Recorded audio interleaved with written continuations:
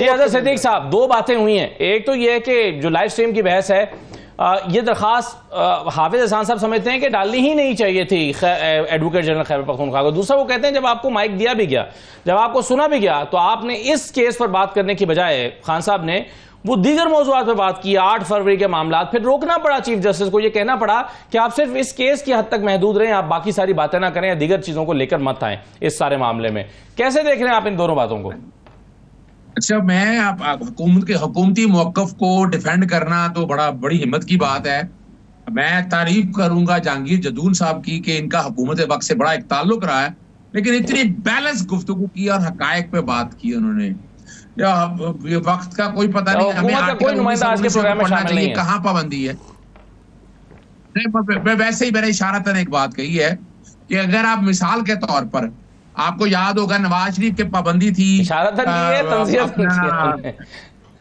जी, उसकी वजह क्या थी कि ऑर्डर जारी किया था कि नवाज शरीफ की जो पाबंदी है वो इश्तिहारी होने की वजह से है।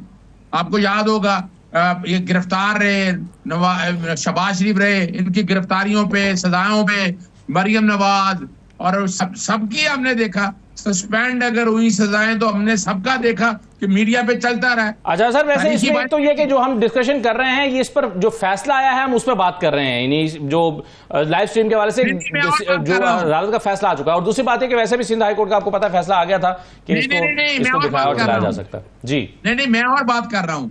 मैं जो बात कह रहा हूँ कि जो पैमरा का जो डायरेक्टिव है वो गैर कानूनी है, वो गैर आईनी है। सुप्रीम कोर्ट के फैसले, शरीफ के फैसलों की, बाकी सारे फैसलों की खिलाफ वर्जी है। मेरा केस ये है, आज जो कोर्ट ने जो किया है ना, ये मैं समझता हूँ आर्टिकल 184 और जो आज तक जो प्रेसिडेंट सेट किया उसकी अपनी वायलेशन है, नलिटी की, यानी कोई बुनियाद ही नहीं है। मफादी आमा का मामला, किसने कहा मफादी आमा का मामला नहीं है?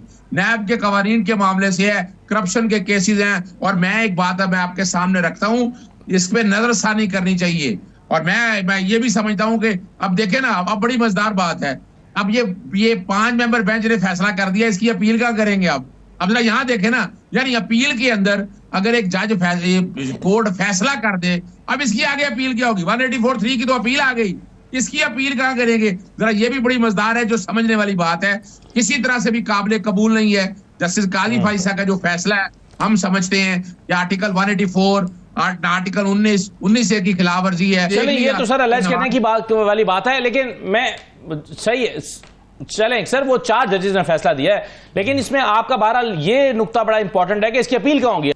अजहर साहब देखें, हम तो लॉ की बात करेंगे, फैसलों पर बात करेंगे, किसी भी जज की नीयत या उसको तो आप झांक के आप देख सकते हैं ना, कोई भी देख सकता है। और ना ही मुनासिब बात है कि आप कहेंगे कि उनकी इंटेंशन। अजहर से सिर्फ एक पूछ ले कि आज जो सुप्रीम कोर्ट फैसला कर रही है, ये नैब के लॉ को डिफेंड करते हैं? और मैं अभी भी आपको ये बताऊं कि सुप्रीम कोर्ट का जो फैसला आएगा, जो भी उस चीज के अंदर आए, साहब ने बड़ी जबरदस्त बात की है कि पहली हियरिंग लाइव स्ट्रीम हुई है, अब की हियरिंग लाइव स्ट्रीम क्यों नहीं हो सकती? इसका जवाब नहीं दे सकेगी ना। ये मैं खुद ये फैसला देखना चाहूंगा। 4 इस केस की नहीं हुई, इस केस में हुई है, ये पिछले समाज लाइव जब से उन्हें बुलाया गया है नंबर 1 को बुलाने का, तो यही तो असल इशू है। जी अजहर सिद्दीक साहब, आप कैसे देख रहे हैं जस्टिस शाहिद करीम साहब के इस फैसले को? बहुत देखें असद, मैं जो कि ये प्रोसीडिंग मैंने अटेंड की है, one of the beautiful judgment written by justice Shahid Karim. उसकी वजह क्या है? मैं आपके सामने बेसिक पॉइंट रखूंगा। एक एग्जेक्टिव है इलेक्शन कमीशन या कॉन्स्टिट्यूशन ऑफिस है, इलेक्शन उसने कराया है, उसकी अपील जानी है, तो अपील उसकी मर्जी के जजों के पास तो नहीं जानी ना, कि वो अपनी मर्जी के जोग लगाए, जो अपना बैठ भाई। ये एक जुडिशियल फंक्शन है, आर्टिकल 175 के तहत अदलिया की आजादी के मुतनाद है ये। यानी इलेक्शन कमीशन जो पसंद के कह रहा है कि मैं जज ये लगाऊंगा, मैं वो लगाऊंगा, ये इख्तियार है ही नहीं। और पैट्रियट फैमिलिया जो है वो जजेस हैं, यानी हार्ट ट्रस्ट में भी यही सेटल डाउन हो गया हुआ है। और ये जो ऑर्डिनेंस है, 3 चीजें गलती मैं बड़ी बता दूं आपके सामने। पहली तो बात है, ये एक्टिंग प्रेसिडेंट ने जारी किया है, एक्टिंग प्रेसिडेंट खुद इफेक्टेड है इसमें। उनके खिलाफ फॉर्म 45-47 का केस मुल्तान का बैरिस्टर तैमूर मलिक ने फाइल किया हुआ है, और अब ये पर्सन स्पेसिफिक भी आ गया। फिर एक्टिंग प्रेसिडेंट का ये इख्तियार मैं नहीं समझता, मेरे पास जजमेंट है, मैंने पिटीशन मुकम्मल कर ली है, मैं पिटीशन फाइल कर रहा हूँ। नंबर 1 नंबर 2 जो है ये रिटायर्ड जजेस का आपने टोटल यानी जब इलेक्शन हुआ, इलेक्शन के वक्त ये तय था कि ये ट्राइब्यूनल हाई कोर्ट सुनेंगे। अब इलेक्शन होने, ये अगले इलेक्शन के लिए तो आप करते रहे आप, इस इलेक्शन को वही सुनेंगे जो वो तरमीम थी। या तो पार्लियामेंट में लेके जाते, पार्लियामेंट में बैठ के बात होती, डिस्कशन होती, फिर बैठ के कर सकते थे। लेकिन ये जो मैं नहीं समझता, क्योंकि लाहौर हाई कोर्ट का फैसला बड़ा क्लियर है। उन्होंने कहा कि इसके तहत नोटिफिकेशन हो गया तो ऑटोमेटिकली नोटिफिकेशन हो गया है, तो केसेस सारे मार्क जो हैं उन जजेस को बाकायदा अपीलें जो हैं इलेक्शन पिटीशन वो सारी मार्क होना शुरू हो जाएंगी। वो ये बनाते भी रहे रिटायर्ड जजेस के अगेंस्ट, उसकी अहमियत कोई नहीं होगी। और वो अदालत के पास इख्तियार मौजूद है कि चले ऑर्डिनेंस पे ऑपरेशन तो ना रोके, लेकिन इलेक्शन कमीशन का जो इख्तियार आएगा रिटायर्ड जजेस को तैनात करने का, वो हाई कोर्ट के पास इख्तियार मौजूद है, वो उसको सस्पेंड कर सकती है। ये यानी वजह अब देखें, आप इसको जोड़ें जरा। आप इस्लामाबाद के अंदर जस्टिस तारिक महमूद जंगेरी के पास 3 फॉर्म 45 मैच कर गए आपस में, यानी और 3 यानी मुस्लिम लीग यानी पाकिस्तान तहरीक इंसाफ के जी, और आ जाए मुस्तफा नवाज खोखर, जमात इस्लामी का मुस्तफा खोखर साहब का, पीटीआई का। देखिए अब यहां से आप समझे ना बात को कि अब मौत नजर आ रही है। चीफ जस्टिस पाकिस्तान जस्टिस काजी फैसल साहब ने खत लिखा है ब्रिटिश हाई कमिश्नर को, और उन्होंने उस एतराज पर जवाब दिया है जो एतराज उठाया गया था कि 86 जमात से उसका निशान ले लिया गया, बल्ले का निशान ले लिया गया। ये कॉन्फ्रेंस में खिताब करते हुए उन्होंने कहा था।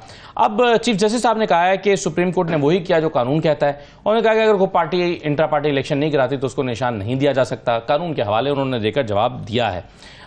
लेकिन बहस ये हो रही है कि फैसला आ गया, सुप्रीम कोर्ट का काम फैसला करना है। सुप्रीम कोर्ट वजाहतें क्यों दे रही है किसी को भी कि ये फैसला दुरुस्त है? इस पर मैं सबकी राय जानना चाहूंगा। आज़ाद साहब से शुरू कर लेता हूं। आज़ाद साहब, आप इस खत को कैसे देख रहे हैं? देखिए, मैंने वो सारे खत के कंटेंट पढ़े हैं और मैंने कोड ऑफ कंडक्ट भी पढ़ा है। दूसरी बात, बड़ी मजेदार बात है कि देखिए ये जजमेंट के ऊपर तनकीद होती है और जो हर एक को पता है, बैट का निशान, आपने एक बल्ले का निशान, लकड़ी के बल्ले का निशान ले लिया आपने, और उससे क्या हुआ? और उससे क्या, देखिए ये सबसे बड़ी बात है। सेक्शन 215 चीफ जस्टिस के सामने था। सेक्शन 215 बल्ले का निशान लेने का कहता है, और बल्ले का निशान लेना है पार्टी बैन करना, आर्टिकल 17 की खिलाफवर्जी है। और पार्टी बैन वो इख्तियार सुप्रीम कोर्ट के पास है। सॉवरेनिटी इंटेग्रिटी पे बात करें आप, 209 सेक्शन के तहत अगर इलेक्शन नहीं कराए, सेक्शन देखना, ये सुप्रीम कोर्ट को देखना चाहिए था। आज़ाद सिद्दीकी साहब, अच्छा, मैं बड़ा हैरान होता हूँ इस बात पे, आज 15 बंदे इस्तीफा दे जाएं और सेनेट के इलेक्शन हो जाए, इस बुनियाद पे सेनेट के इलेक्शन। अगर आप हर बात में हैरान होते हैं,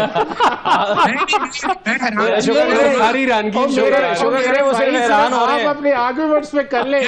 मुझे ये बताएं कि आप एक दफा सुप्रीमेसी ऑफ लॉ की बात करते हैं, क्या पेशावर हाई कोर्ट का आप मान के आप फैसले पे अमल किया?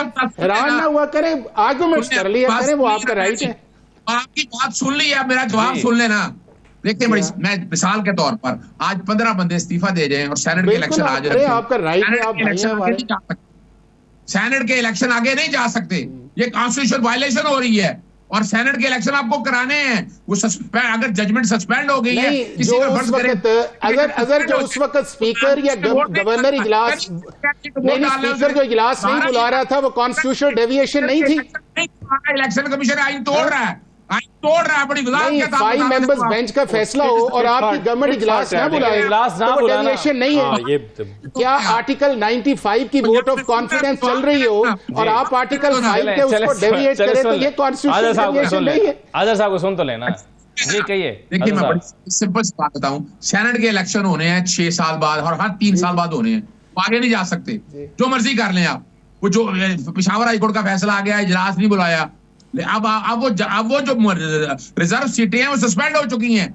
अगर फर्ज करें वो सस्पेंड ना हो होती, यानी इसी तरह 15 बंदे इस्तीफा दे दें आज, तो अब सेनेट का इलेक्शन नहीं कराएंगे जब तक इलेक्शन नहीं होंगे। तो इसी तरह फिर वजीर आजम का इलेक्शन कैसे करा लिया आपने कैसे इलेक्शन करा लिया जब तक सेनेट के मेंबर नहीं थे? चेयरमैन सेनेट का, डिप्टी का, सारे किस तरह कर लिए? ये सब आइन टूट रहा है और मजाक हो रहा है सारे